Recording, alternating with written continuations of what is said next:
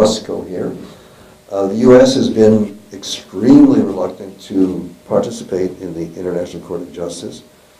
It has to agree to be heard, and then it has to agree to carry out whatever the responsibility is. I put the date 1988 because this was a time that the U.S. did get involved in the International Court of Justice. The U.S. was mining the harbors of Nicaragua and was supporting the Contras. And Nicaragua said to the International Court, this isn't right. We are not a country that should be mined by another country. The U.S. was extremely reluctant to go into it because in any face of law we were doing the wrong thing. And in the end we decided not to listen to it, but the embarrassment of being taken to the International Court was enough to change to some extent the U.S. policy. In terms of issues at the moment, one looks at questions of the China Sea, where Vietnam and China are disputing over territories. There's an international dispute over islands between Japan and China, and there are territories in the Himalayas where India and China have ongoing disputes. None of these needs to have a war fought over. There are treaties and obligations that historians could sit down over tonight. So it's there, it has been used, it could be used more, but ultimately it can't impose itself because of this notion of sovereignty. Other works in progress that have to do with this notion of respect for international law have to do with a whole series of things that have been created. Here I think looking back over the 60 years has been quite striking to see decisions made. We need something that can do this. I pulled a couple of those agencies out. Perhaps the most important is the International Atomic Energy Agency. This was set up once it was clear that the genie was out of the bottle. Atomic power was loose, and atomic power can make enormously dangerous weapons. So the IAEA has played a central part in trying to reduce the expansion of countries that have nuclear weapons. There's the Comprehensive Test Ban Treaty, which has worked fairly well. It took a while for us to realize every time a nuclear device exploded, we're polluting the air and endangering ourselves. Let's not do it. And since that time, these external test bans have held place. The Nuclear Non-Proliferation Treaty, this has been an effort to keep down the number of countries that have nuclear weapons.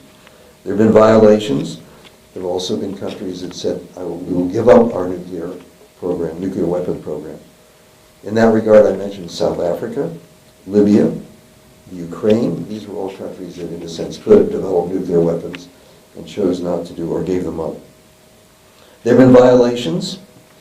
Israel, Pakistan, India, North Korea, and what do you do with countries that go ahead and do develop nuclear weapons, but the group that is there inspecting and offering a way in which these can be kept under control is the IAEA.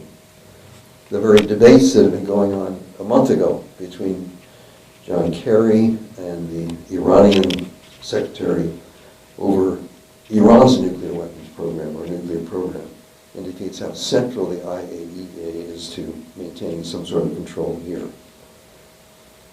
It was 2 years ago, that another organization surged into prominence. This was the Organization for the Prohibition of Chemical Weapons. The notion that in World War I, mustard gas was used, nerve gas was used, and countries decided these are horrible, and let us make it illegal to be done. And somebody had to implement it, and this was set up after World War II.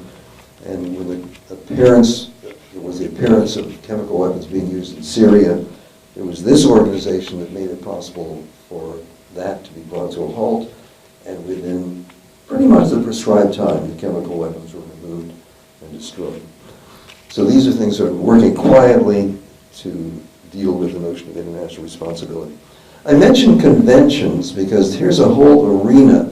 It's not international law, but these are agreements that countries make that we shall do this.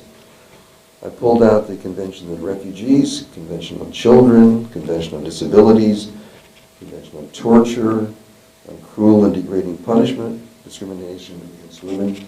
These are conventions that countries make saying, let us decide what we want to do here, and then we will sign on to them, and when enough nations ratify them, these then become sort of an international custom. Ironically, the U.S. has been unwilling to sign a number of these conventions, and I'll say a little bit more about that later.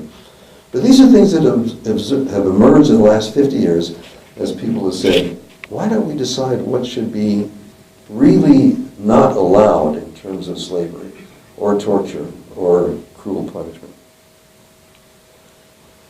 In the same area, the third of the areas we're talking about is the reaffirmation of fundamental human rights. And here's where John Nichols' quote from Eleanor Roosevelt is so appropriate. Probably, and this is Joe Elder speaking, therefore be careful, this is probably the most significant intellectual development in the last 60 years in terms of how we have set up a world that can move forward if we want it to move forward. What are human rights? They're not spelled out in the Charter. We had to develop a concept of what they were. So in 1948, there was the Universal Declaration of Human Rights, and that's an enormously interesting document. Eleanor Roosevelt, in the biography, describes how she worked out the quite different context of what human rights were, and the major differences between the human rights in the U.S. and Britain and the concept of human rights in the Soviet Union and the socialist bloc. What emerged was a fascinating document. If you take Articles 1 to 21 and 27 to 30, these look like they could have been written by Thomas Jefferson or Tom Paine or any of the sort of American civil leaders. These are the rights of life, liberty, security, equal protection, presumed innocence, privacy, movement, marriage, property, religion, opinions, association, and participation in the government. These are almost literally taken from the history of the United States and the West. And in order to say we are serious about this, in 1966 there was a civil covenant which said we will do something about this. And the civil covenant picked up the notion of the immediate obligation to implement these. But if you were a nation and you signed the civil covenant, you were saying, at this point, we are going to insist that people in our country have the right to life, liberty, security, and all those. A very clear statement of something which we in the West are familiar with. Articles 20 to 27 are very different. And as you go through the articles, you realize there's another hand on the pen here. These are economic rights. That you have a right to a certain amount of income, a certain amount of health, a certain amount of food. And when you look at them in details, these are the right to Social Security, the right to work, the right to equal pay, the right to leisure, the right to form and join unions. Pause for a moment, we are in Wisconsin. The right to education, and the right to adequate health and well-being. Those weren't in the U.S. Constitution. These are the ideas that come sort of from the Marx and Lenin, and the whole notion that economics play a central role in our rights, and that we, as a world with wealth that we can distribute to some extent as we like, we should make guarantees that certain people will benefit from that. So in 1966 there was the Economic Covenant. And this was nations saying, okay, we will try to implement these provisions just as well. But look at the timing, where the Civil Covenant said you have an immediate obligation to implement. With the economic rights, it was take steps for full realization. Much more casual, much more, in a sense, unconvincing, but still there in the notion that people should work in this direction, but an idea that we are not nowhere near as easy to implement these as it is for the civil rights. Okay, that's defining it. And when one looks at the effort to define these, it's a very impressive process. How about implementing these? The covenants up until now were essentially voluntary. And here we get into quite recent history. It wasn't until 1998 that the Rome Statute was passed. And this defined genocide. Up until then, there wasn't anything you could sort of take into court and say, this is evidence of genocide. But the Rome Statute said genocide is to be defined this way, crimes against humanity are to be defined that way, war crimes are to be defined in this way, and crimes of aggression, and that was difficult to define. So it still remains a little bit undefined what is aggression. But the notion that these can be operational, you can bring a person to trial, you can say, did this person commit a war crime? And if so, do you have the authority to punish them for what they have done? A major step forward in this notion of evolution. This took effect following the tragedies of Rwanda and Yugoslavia, where the world looked at what was happening to innocent people being killed and say, we aren't going to allow another Holocaust to happen. People must be accountable for what they do. So there were ad hoc tribunals set up under the authority of the UN for the crimes in Rwanda and the crimes in Yugoslavia. And at the end of the series of hearings, 45 Serbs, 12 Croats, four Bosniaks were indicted of war crimes or crimes of genocide, and they were punished for it. The beginning of kind of an international court system where people can be tried, they can defend themselves, they can be presumed to be innocent until guilty, and then if they are found to be guilty, they will serve prison time. Probably the most striking person to be in prison or be tried was Radovan Karadzic, the president of the Serbians. He was under trial and died before it was completed. But here was, in a sense, a major war criminal who was brought to trial and would almost certainly have been found guilty if he didn't live until if he hadn't died before. Then there are the special courts that have been set up. Again, the notion that these are crimes have been committed now that we know how to define them. Special courts for Sierra Leone, Lebanon, Cambodia, and East Timor.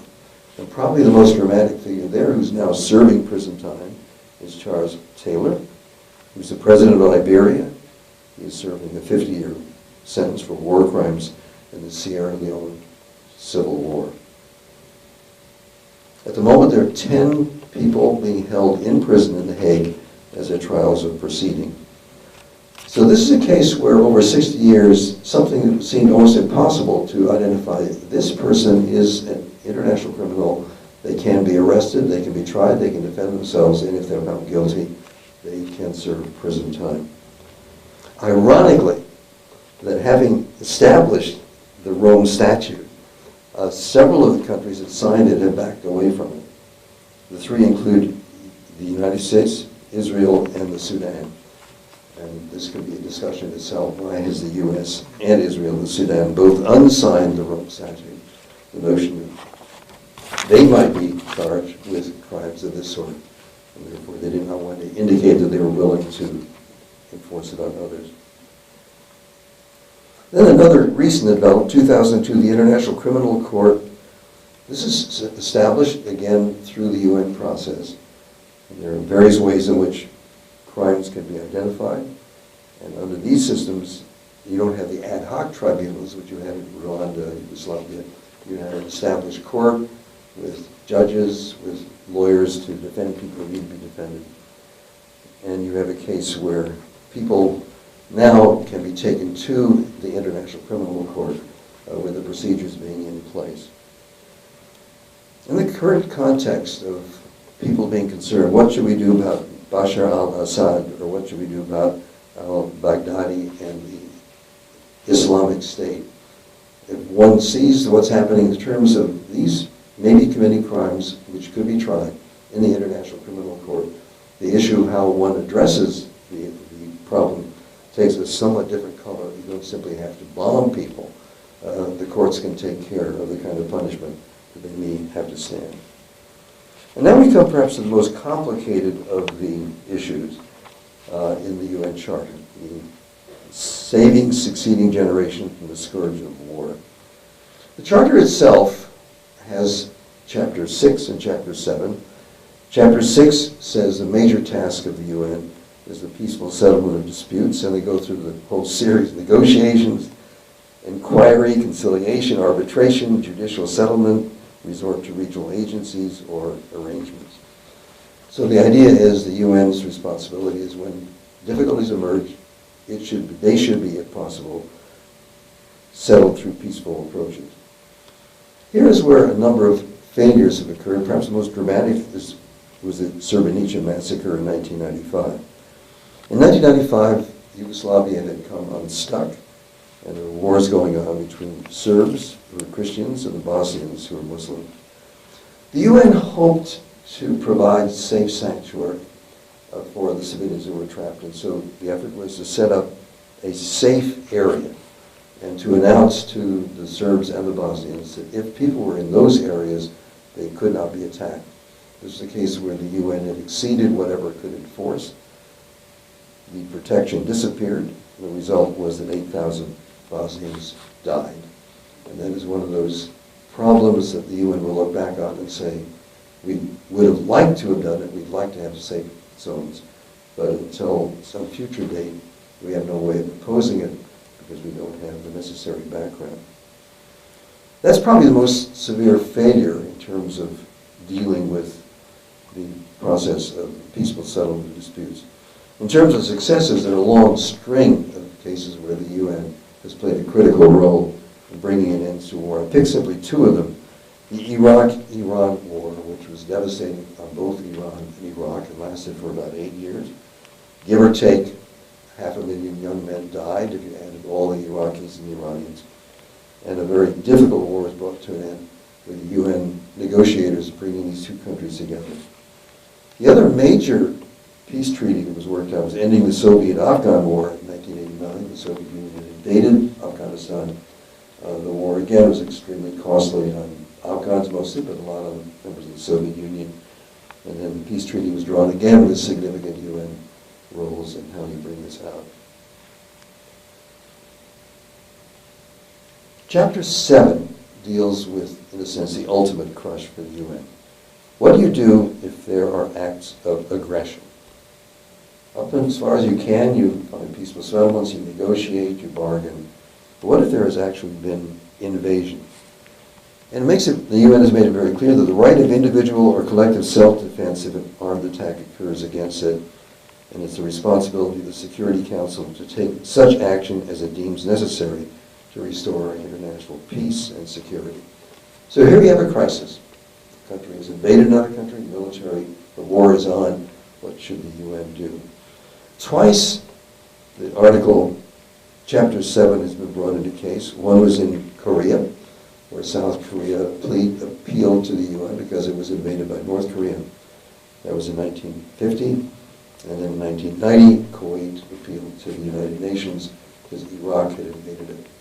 And so to the extent that the charter laid out what should be done, the call was that a country had the right to call upon neighboring countries to protect itself from an outside invasion. Now we look at a number of things that weren't actually built into the UN Charter. One of these had to do with the fact that the UN Charter said nothing about civil war. It spoke about aggression, country A crossing a border into country B. But that and the difficulty of non-governmental actors, which has emerged on the scene, again, raised alternatives that weren't there back in 1945 when the UN was setting things up. What can be said about the scourge of war in the 21st century? And here, I'm going to look at 4 places where the wars have been going on. And here I think we come at a very serious concern about what is happening and where the UN fits. Start with Afghanistan. The U.S. went into Afghanistan in 2001. And the UN, in this case, lent support, actually, for the U.S. invasion. It provided the International Security Assistance Force, which is essentially NATO, saying that we are going to enable more foreign troops to go into Afghanistan. And it followed that up with the UN assistance mission to Afghanistan to provide material aid, food, and health to the people of Afghanistan. So in this particular situation, the UN was kind of on the side of, ironically, the invaders.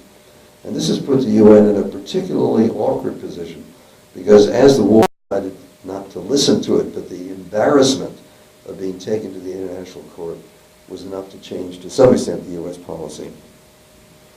In terms of issues at the moment, one looks at questions of the China Sea. where Vietnam and China are disputing over territories.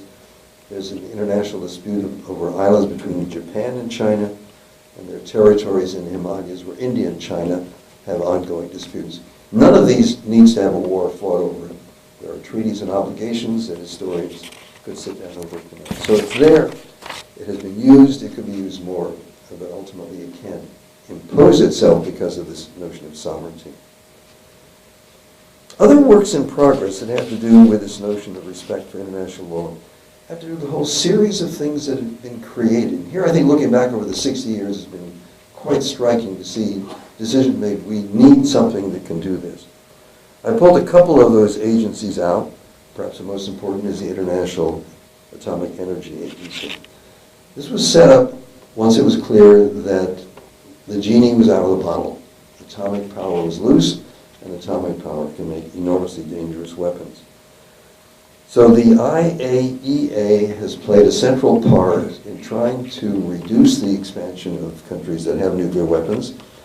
There's the Comprehensive Test Ban Treaty, which has worked fairly well. It took a while for us to realize every time a nuclear device exploded, we're polluting the air and endangering ourselves. Let's not do it.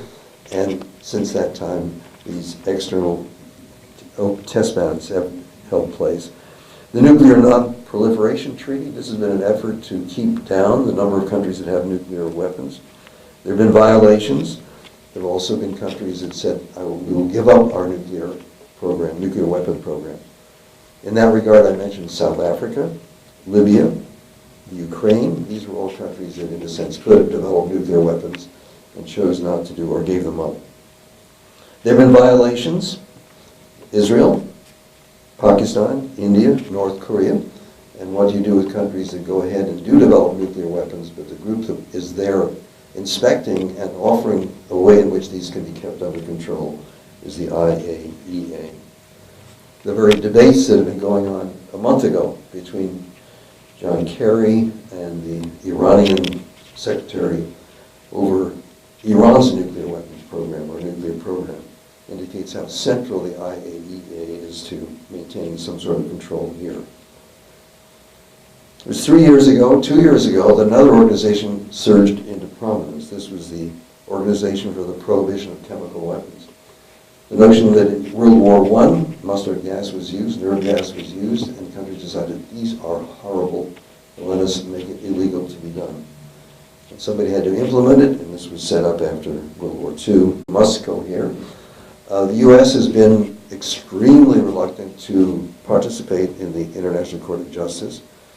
It has to agree to be heard, and then it has to agree to carry out whatever the responsibility is. I put the date 1988 because this was a time that the U.S. did get involved in the International Court of Justice. The U.S. was mining the harbors of Nicaragua and was supporting the Contras. And Nicaragua said to the International Court, this isn't right. We are not a country that should be mined by another country. The U.S. was extremely reluctant to go into it because in any face of law we were doing the wrong thing, and in the end we decided